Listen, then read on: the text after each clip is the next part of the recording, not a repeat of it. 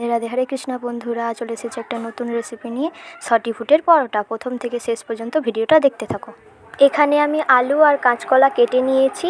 কাঁচকলার বদলে রাঙ আলু থাকলে সেটাও দিতে পারো, আর শুধু আলু দিয়েও তোমরা করতে পারো। আমি এখানে সিন্ধুক লবণ ব্যবহার করেছি, যেহেতু একাদশীর খাবার বানাচ্ছিলাম। আলু আর কাঁচকলাগুলোকে সিদ্ধ করে নিতে হবে। এটা হচ্ছে কি 6টি ফুট। যে কোনো বার ঋতুতে তোমরা এই রেসিপিটা কিন্তু ট্রাই করতে পারো। এখানে আমাদের আলু আর কাঁচকলা সিদ্ধ হয়ে গেছে। এবারে গ্লাসের সাহায্যে আলুগুলোকে খুব ভালোভাবে মেখে নিচ্ছি। এরপরে আন্দাজ মতো আরেকটু লবণ দিয়ে দিলাম। তারপরে পরিমাণ মতো অল্প অল্প করে 6টি ফুটটা দিয়ে দিলাম। মাখানো হয়ে গেলে লেচি কেটে নিতে হবে। তারপরে অল্প 6টি ফুটের গুঁড়ো নিয়ে আস্তে আস্তে বেলতে হবে। তারপরে কড়াইতে দিয়ে এগুলোকে ভেজে নিতে হবে।